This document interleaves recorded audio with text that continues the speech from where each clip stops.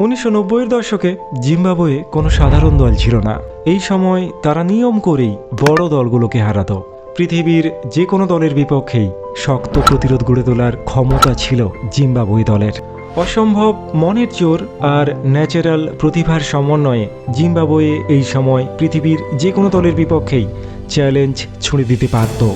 আর সেদিনও ভারতীয় দলের বিপক্ষে অ্যালিস্টার ক্যাম্বেলের জিম্বাবুয়ে দল এইরকমই এক ঐতিহাসিক চ্যালেঞ্জ ছুঁড়ে দিয়েছিল।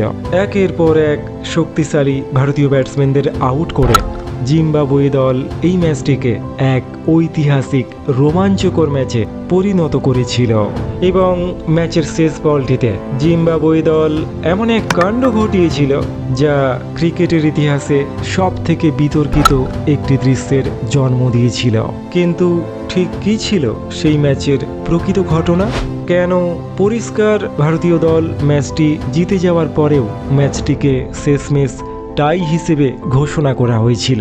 বন্ধুরা, আমি সৌম্যকান্তি, আর সৌম্য অনফিল্ডের আজকের এপিসোডে সেই ঐতিহাসিক রোমাঞ্চকর টাই হয়ে যাওয়া ম্যাচের গল্প শুনতে চলেছি আমরা। বন্ধুরা, সেদিন টসে জিতে জিম্বাবুয়ের অধিনায়ক অ্যালিস্টার ক্যাম্বেল প্রথমে ব্যাটিং করার সিদ্ধান্ত নিয়েছিলেন। গ্র্যান্ট ফ্লাওয়ার এবং অ্যান্ডি ওয়ালার জিম্বাবুয়ের হয়ে ওপেনিং করতে মাঠে নামেন, আর ভারতের হয়ে বোলিং শুরু করেন জাভাগল শ্রীনাথ। শুরুর দিকে প্রথম কয়েক ওভার দুই ব্যাটসম্যান সতর্কতার সঙ্গেই খেলছিলেন। চতুর্থ ওভারে ভেঙ্কটেশ প্রসাদের বলে ইনিংসের প্রথম চারটি মারেন গ্র্যান্ট ফ্লাওয়ার। পরের বলে আরও একটি দুর্দান্ত ড্রাইভ খেলেন গ্র্যান্ট ফ্লাওয়ার, কিন্তু অনিল কুম্বলে অসাধারণ ফিল্ডিং করে বলটিকে রুখে দেন। ষষ্ঠ ওভারে ভেঙ্কটেশ প্রসাদের বলে অ্যান্ডি ওয়ালার একটা দুর্দান্ত পুল শট মেরে তার ইনিংসের প্রথম চারটি মারেন। 6 ওভার শেষে জিম্বাবুয়ের স্কোর ছিল কোনো উইকেট না হারিয়ে 17 রান। এরপর ভেঙ্কটেশ প্রসাদ একটা দুর্দান্ত স্লোয়ার ডেলিভারিতে অ্যান্ডি ওয়ালারকে ক্লিন বোল্ড করে ভারতকে এই ম্যাচে প্রথম সফলতা এনে দেন। গ্র্যান্ট ফ্লাওয়ারকে সঙ্গ দিতে এরপর মাঠে আসেন আর এক ভাই, অ্যান্ডি ফ্লাওয়ার। বন্ধুরা, জিম্বাবুয়ে দলের ব্যাটিং শক্তির মূল স্তম্ভ ছিলেন এই দুই ফ্লাওয়ার ব্রাদার, কিন্তু সেই দিনটি অ্যান্ডি ফ্লাওয়ারের ছিল না। রাহুল দ্রাবিড় একটা অসাধারণ ফিল্ডিং করে অ্যান্ডি ফ্লাওয়ারকে রান আউট করে প্যাভিলিয়নে পাঠিয়ে দিলেন। ওপেনিং করতে আসা গ্র্যান্ট ফ্লাওয়ারের সঙ্গে জুটি বাঁধতে মাঠে নামলেন পল স্ট্র্যাং, এবং মাঠে নেমেই সচিন তেন্ডুলকারের হাতে একটা ক্যাচ দেন পল স্ট্র্যাং, কিন্তু স্লিপে দাঁড়িয়ে থাকা তেন্ডুলকার ক্যাচটিকে তালুবন্দি করতে না পারায় বল চলে যায় সীমানার বাইরে। জিম্বাবুয়ের স্কোর তখন 2 উইকেটের বিনিময়ে 51 রান। গ্র্যান্ট ফ্লাওয়ার ধীরে ধীরে যখন বিধ্বংসী হয়ে উঠছিলেন, ঠিক তখনই সলিল আঙ্কোলার একটা ইনসুইং বলে ক্লিন বোল্ড হয়ে গেলেন গ্র্যান্ট ফ্লাওয়ার। জিম্বাবুয়ের ইনিংস বিল্ড আপ করতে এবার মাঠে নামলেন তাদের ক্যাপ্টেন অ্যালিস্টার ক্যাম্বেল, এবং মাঠে নেমেই একটা দুর্দান্ত ড্রাইভ করলেন ক্যাম্বেল, এবং প্রথম বল থেকেই 3 রান সংগ্রহ করলেন। এই সময় আরও একবার জীবনদান পেলেন পল স্ট্র্যাং। মোহাম্মদ আজহারউদ্দিন একটি সহজ ক্যাচ মিস করলেন এবং বল চলে গেল সোজা সীমানার বাইরে। ধীরে ধীরে ইনিংস বিল্ড আপ করছিল জিম্বাবুয়ে ক্রিকেট দল। এই সময় অনিল কুম্বলের বলে একটা বাউন্ডারি মেরে পল স্ট্র্যাং জিম্বাবুয়ের স্কোর 100 রানে পৌঁছে দিলেন।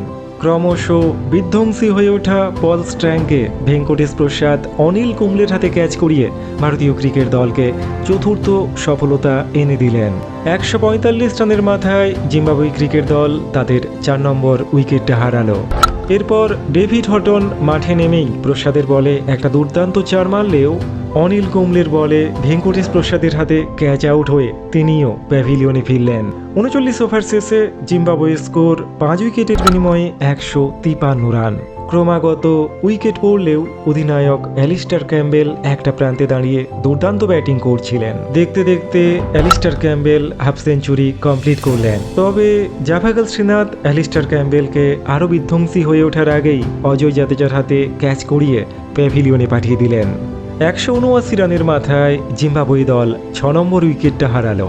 অলরাউন্ডার ক্রেগ ইভান্স মাঠে নেমেই অনিল কুম্বলের বলে একটা দুর্দান্ত ছক্কা মারলেন। 50তম ওভারে ক্রেগ ইভান্স অনিল কুম্বলের বলে আরও 2টি বিশাল ছক্কা মেরে জিম্বাবুয়ের স্কোর 234 রানে পৌঁছে দেন। যদিও ইনিংসের শেষ বলে অনিল কুম্বলে ক্রেগ ইভান্সকে ক্লিন বোল্ড করে দিয়েছিলেন, তবে ততক্ষণে জিম্বাবুয়ে ক্রিকেট দল ফাইট করার মতো একটা স্কোরে পৌঁছে গিয়েছে। দ্বিতীয় ইনিংসে এই স্লো টার্নিং ক্রিজে ভারতীয় ক্রিকেট দলকে জিততে হলে 237 রান করতে হবে। বন্ধুরা, 90-এর দশকে জিম্বাবুয়ের মতো শক্তিশালী বোলিং ইউনিটের বিপক্ষে দ্বিতীয় ইনিংসে চেজ করে 237 রান করা মোটেও সহজ কাজ ছিল না। ইনিংস বিরতির পর ভারতের হয়ে ওপেনিং করতে মাঠে নামলেন সচিন তেন্ডুলকর এবং সৌরভ গাঙ্গুলি। অন্যদিকে জিম্বাবুয়ের হয়ে আক্রমণ শুরু করলেন ব্রান্ডেস। ভারতীয় ক্রিকেট দল অতিরিক্ত আকারে প্রথম রানটি পেয়ে যায়। এরপর সচিন তেন্ডুলকর একটা দুর্দান্ত ড্রাইভ করে ইনিংসের প্রথম 4টি মারেন, কিন্তু পরের বলেই ব্র্যান্ডেসের বলে স্লিপে ক্যাচ দিয়ে আউট হয়ে যান মাস্টার ব্লাস্টার। ভারতীয় ক্রিকেট দল তাদের সবথেকে মূল্যবান উইকেটটা হারায়। পিন হিটার হিসেবে জাভাগল শ্রীনাথকে 3 নম্বর পজিশনে ব্যাটিং করতে নামিয়ে দেওয়া হয়। ক্রিজে এসেই একটা দুর্দান্ত বাউন্ডারি মেরে জাভাগল শ্রীনাথ আশার আলো দেখালেও পরের বলেই ক্লিন বোল্ড হয়ে যান। মাত্র 22 রানের মাথায় ভারতীয় ক্রিকেট দল দ্বিতীয় উইকেটটি হারায়। এরপর ব্যাট করতে নেমেই আউট হয়ে যান মোহাম্মদ আজহারউদ্দিন। ভারতীয় ক্রিকেট দল আরও চাপে পড়ে যায়। ওপেনিং করতে আসা সৌরভ গাঙ্গুলি এবং নতুন ক্রিজে আসা রাহুল দ্রাবিড় এরপর ধীরে সুস্থে ভারতের ইনিংসটাকে বিল্ড আপ করতে চেষ্টা করেন। সৌরভ ব্র্যান্ডেসের বলে কোভার অঞ্চল দিয়ে একটা দুর্দান্ত ছবির মতো অসাধারণ বাউন্ডারি তুলে আনেন।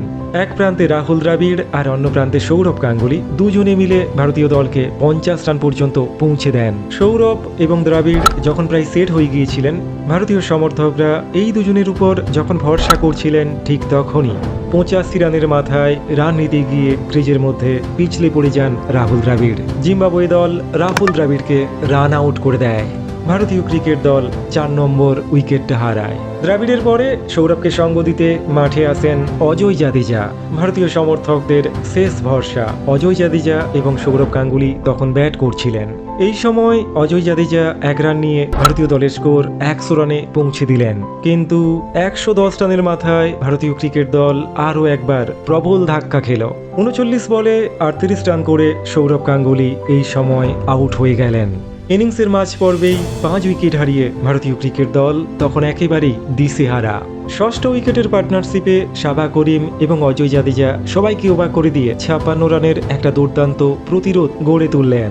110 থেকে ভারতীয় ক্রিকেট দল যখন 166 রানে পৌঁছে গিয়েছে, ঠিক সেই সময় পল স্ট্র্যাংয়ের বলে ক্যাচ আউট হয়ে গেলেন শাবা করিম। শাবা করিম আউট হতেই ভারতীয় সমর্থকরা ধরে নিয়েছিলেন এই ম্যাচটি ভারতীয় ক্রিকেট দল হেরেই গিয়েছে। সবাই যখন ভাবছিল জিম্বাবুয়ের কাছে আত্মসমর্পণ করতে চলেছে ভারতীয় ক্রিকেট দল, ঠিক তখনই ব্যাট হাতে মাঠে নামলেন রবিন সিং।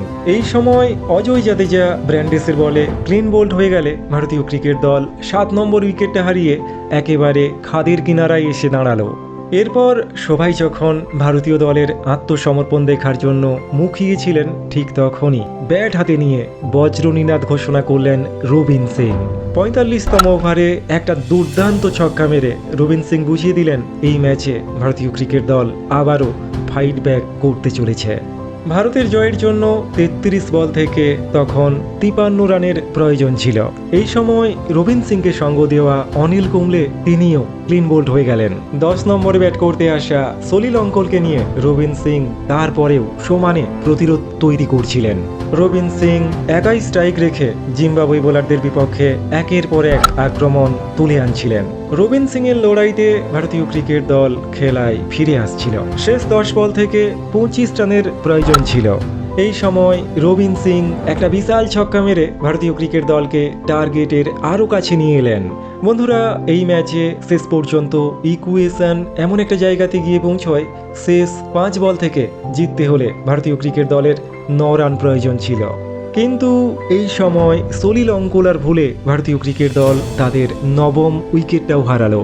11তম ব্যাটসম্যান হিসেবে মাঠে নামলেন ভেঙ্কটেশ প্রসাদ। শেষ 4 বল আর জিততে হলে ভারতীয় ক্রিকেট দলকে 8 রান করতে হবে। ভেঙ্কটেশ প্রসাদ কোনো রকমে 1 রান নিয়ে রবিন সিংকে স্ট্রাইকে নিয়ে এলেন। বাকি থাকা 2টি বল থেকে ভারতীয় ক্রিকেট দলকে জিততে হলে 6 রান করতে হবে। 50তম ওভারের 5ম বলে রবিন সিং একটা অসাধারণ 4 মারলেন, অর্থাৎ শেষ বলে ভারতীয় ক্রিকেট দলকে জিততে হলে 2 রান করতে হবে। টান টান উত্তেজনার মধ্যে ব্র্যান্ডেসের শেষ বলটি লেগ স্ট্যাম্পের বাইরে দিয়ে যায় এবং আম্পায়ার দুহাত প্রসারিত করে বলটিকে ওয়াইড ঘোষণা করেন। ভারতীয় ক্রিকেট দল এক্সট্রা 1 রান পেয়ে যায়, কিন্তু রবিন সিং এবং ভেঙ্কটেশ প্রসাদ উত্তেজনায় রান নেওয়ার জন্য দৌড় শুরু করে দেন। রবিন সিং নন স্ট্রাইক এন্ডে পৌঁছানোর আগেই জিম্বাবুয়ে ক্রিকেট দল স্ট্যাম্প ভেঙে দেয় এবং দুর্ভাগ্যজনকভাবে রান আউট হয়ে যান রবিন সিং। যেহেতু বলটি ওয়াইড ছিল, তাই ভারতীয় ক্রিকেট দল অতিরিক্ত আকারে 1 রান পেয়ে যায়, কিন্তু ভারতীয় দল অল আউট হয়ে যাওয়ার কারণে ম্যাচটি শেষ পর্যন্ত টাই হয়ে যায়। 31 বল থেকে 48 রানের একটা মহাকাব্যিক ইনিংস খেলার পরেও মাথা নিচু করে প্যাভিলিয়নে ফিরে আসেন রবিন সিং। যদিও সেদিন রবিন সিংয়ের দৌলতেই ভারতীয় ক্রিকেট দল ম্যাচটাকে শেষ পর্যন্ত টাই করতে পেরেছিল, কিন্তু শেষ পর্যন্ত উত্তেজনার সময় নার্ভ কন্ট্রোল করতে পারলে ভারতীয় ক্রিকেট দল ম্যাচটি জিততে পারত। তাই ম্যাচটি টাই হয়ে যাওয়ার পরে রবিন সিংয়ের চোখে মুখে হতাশার স্পষ্ট চিহ্ন দেখতে পাওয়া যাচ্ছিল। বন্ধুরা, ক্রিকেট ইতিহাসের অন্যতম রোমাঞ্চকর এই ম্যাচটি আজও তাই মানুষের মনে গেঁথে আছে। বন্ধুরা, প্রায় বিস্তৃত হয়ে যাওয়া রবিন সিংয়ের এই অসাধারণ লড়াইটি ভারতীয় ক্রিকেট সমর্থকদের মনে আজও এক বীর গাথা হিসেবেই থেকে গিয়েছে। বন্ধুরা, কেমন লাগলো আমাদের আজকের এই উপস্থাপনা? কমেন্ট সেকশনে আপনাদের মতামত জানাতে ভুলবেন না কিন্তু। জয় হিন্দ, বন্দে মাতরম।